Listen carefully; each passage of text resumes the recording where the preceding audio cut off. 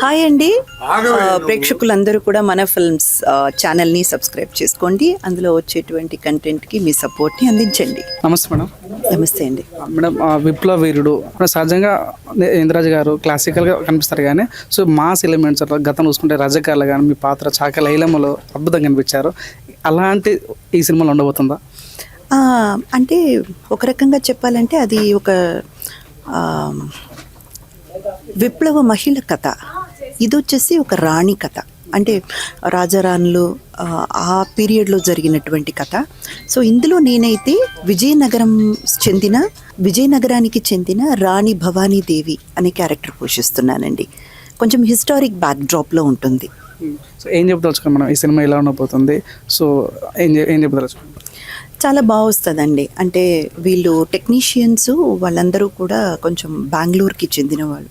తెలుగు అంత కరెక్ట్గా వాళ్ళు మాట్లాడలేకపోతున్నారు, కానీ టెక్నీషియన్స్గా వాళ్ళు చాలా సౌండ్ అండి. చాలా వాళ్ళకి ఉన్న ఎక్స్పీరియన్స్ వచ్చేసి దాదాపు 20-25 ఇయర్స్ ఎక్స్పీరియన్స్ వాళ్ళకు ఉంది.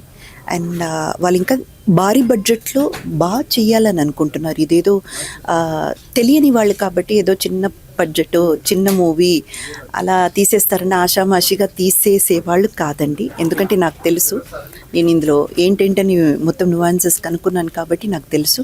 చాలా భారీ బడ్జెట్లో మీరు చూసినప్పుడు వావ్ అనిపించే ఒక ఎక్స్పీరియన్స్తోనే వస్తుంది. అంటే బిగ్ బాస్ అవకాశం మీకు వచ్చినా కూడా మీరు రిజెక్ట్ చేస్తారంట, ఎందుకనేది నాకు ఫస్ట్ ఆఫ్ ఆల్ నాకు రాలేదు. మీకు వచ్చిన ఇన్ఫర్మేషన్ తప్పు. రెండోది, అక్కడికి వెళ్ళాలన్న ఆశ నాకు లేదు, అవసరం కూడా లేదు, అంతే.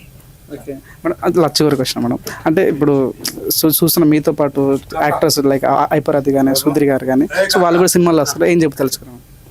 రావాలి, అందరూ మూవీస్కి రావాలి. ఆర్టిస్టులు అందరూ కూడా నెక్స్ట్ మెట్ అనేది మూవీసే కదండి, రావాలి. వాళ్ళు కూడా గ్రేట్ సక్సెస్ అందుకోవాలి. ఆల్ ది బెస్ట్ అండి.